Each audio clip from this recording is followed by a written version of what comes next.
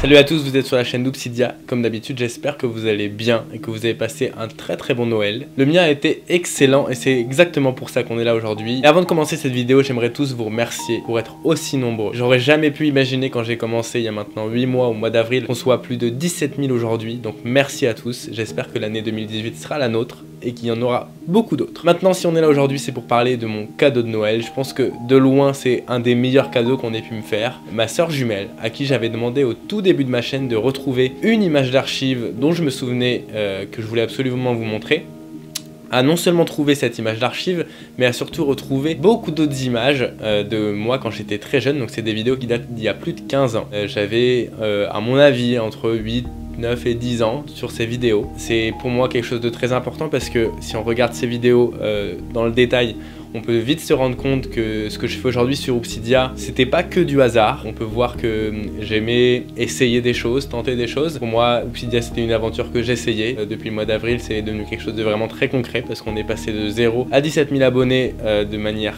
très rapide. Encore une fois, merci pour tout ce que vous faites. Je vous ai jamais demandé de commenter, de liker, de partager, etc. Et vous le faites tous de manière hyper spontanée. Donc continuez à le faire, ça me fait vraiment plaisir. Et c'est grâce à ça que les vidéos marchent. Dans les vidéos qui vont suivre, j'ai essayé de faire un tri. Donc il y a la première partie qui s'appelle, je dirais, la séquence émotion. Donc là j'avais, je vous dis, entre 8 et 11 ans. Vous allez pouvoir voir que j'étais déjà très passionné par le basket, que aussi bien dans les tenues que dans le jeu, j'y croyais vraiment à ce que je faisais. Malheureusement, on a toujours des images en tête et quand on les revoit, vous allez voir, je me prends un moment pour Iverson, on est très loin d'Iverson. Ensuite, dans une deuxième partie, vous allez voir un de mes premiers matchs parce que j'ai commencé le club très tard. J'ai joué très longtemps sur les cailloux que vous allez voir, j'ai commencé le club très tard. Et enfin, la dernière partie qui est la raison pour laquelle j'ai demandé à ma soeur de chercher les vidéos du caméscope. Parce que toutes les images que je vais vous montrer, je les avais jamais vues, en tout cas jamais revues. Mais la vidéo de la troisième partie, c'est la vidéo que je voulais absolument vous montrer. Donc pour l'instant, je maintiens le suspense. Mais c'était une vidéo très importante pour moi. On commence par la première partie, c'est la séquence émotion, c'est parti.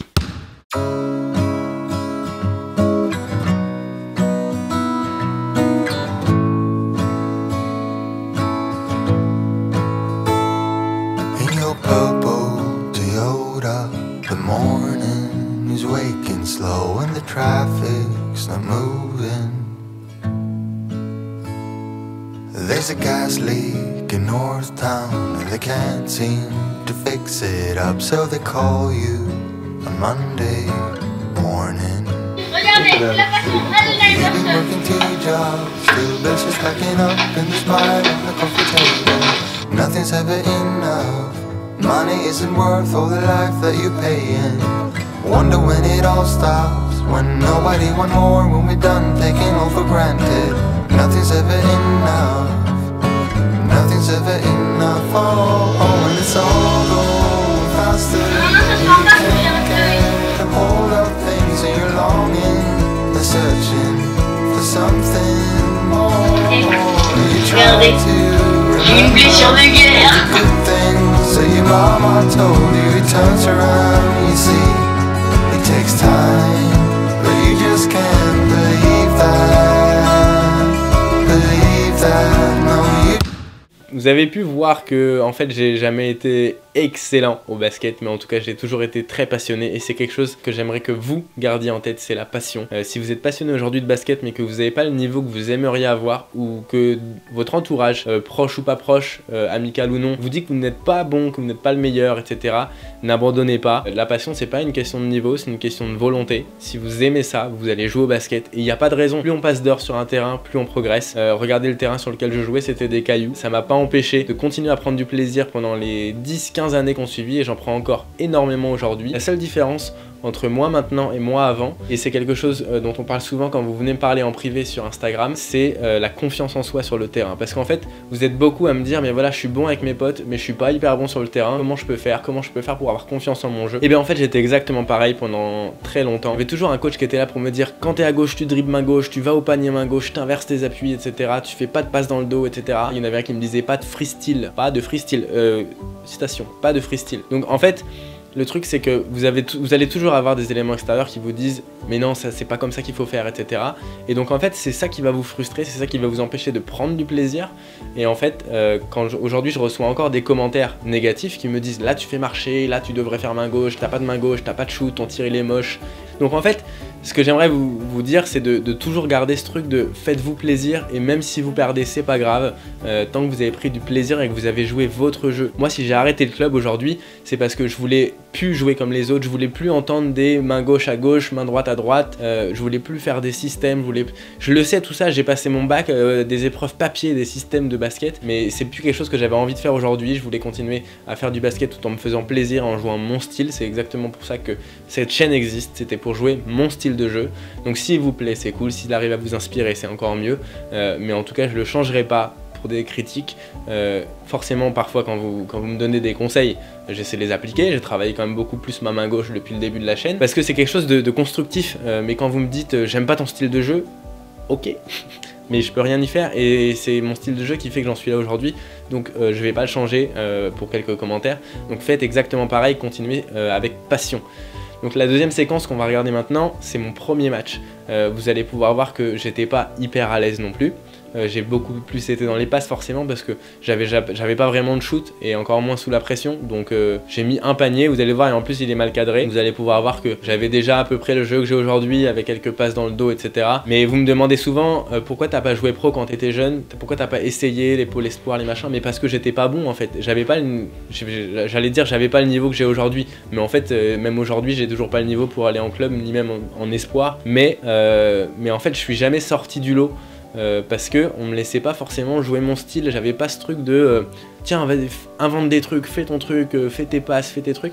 Je restais dans le moule en fait, et dans le moule pour sortir du lot c'est compliqué. Je fréquente encore toujours quelques-uns que vous allez voir, même de l'équipe d'en face. Donc en fait j'en fréquente encore aujourd'hui, et certains sont allés plus loin que moi dans le basket, mais ont des styles aujourd'hui peut-être un peu plus droits en fait, un peu plus académiques. Et moi c'est exactement pour ça que j'ai arrêté le club, c'était pour plus qu'il y ait de basket académique en fait. C'est ce qui me plaît moi, c'est ce qui sort un peu du cadre.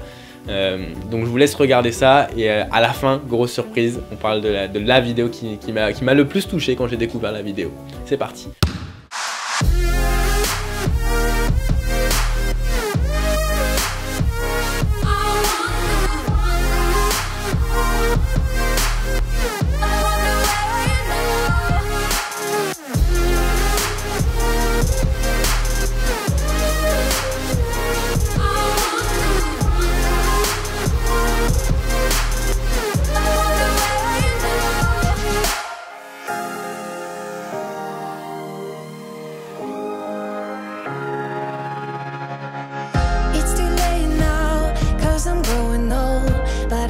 You to deal with my sorrow.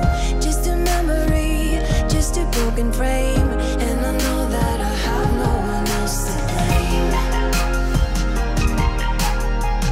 And I know that I have no one else to blame. Did you make it? Did you break free?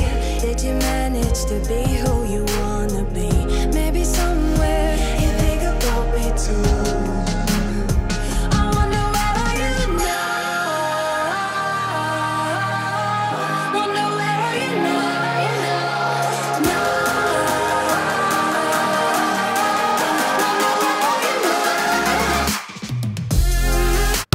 Donc ça c'était la séquence de match, donc vous avez pu voir que j'étais pas excellent, et que j'étais surtout celui qui avait tous les accessoires, donc les poignets, etc., les bracelets et tout. Et on va passer à la dernière séquence qui pour moi est vraiment, comme je vous ai dit avant, celle qui m'a le plus touché.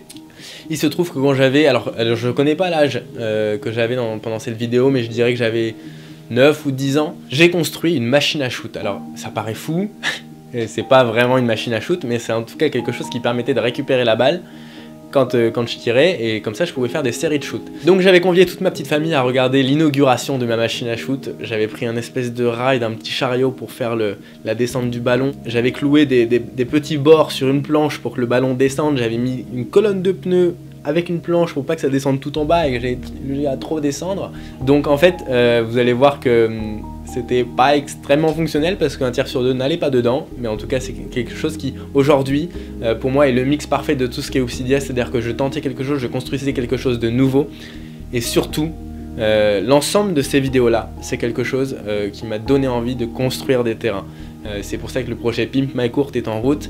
Si vous ne savez pas ce que c'est le projet d'aller refaire des terrains en province, dans les petites villes, là où les mairies n'ont pas forcément l'argent pour entretenir des terrains, on va aller les refaire.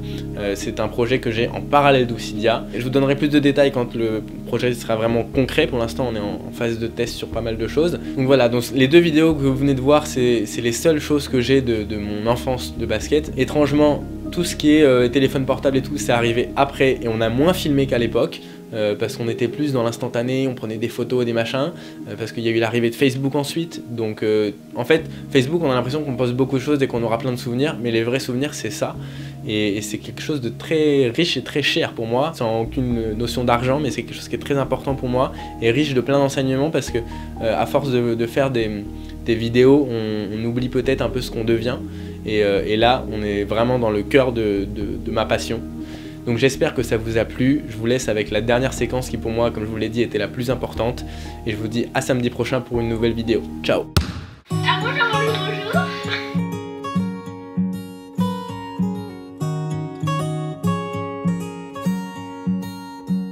I know that you're curious, I know that you're strong, but life can be furious and things can go wrong.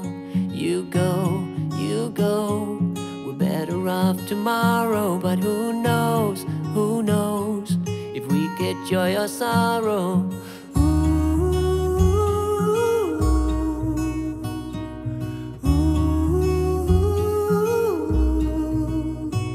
Stay true to that fire in your heart and your soul. Don't drench your desire in what you can't control. We fly, try so hard to get there, and we might be lost but not forever.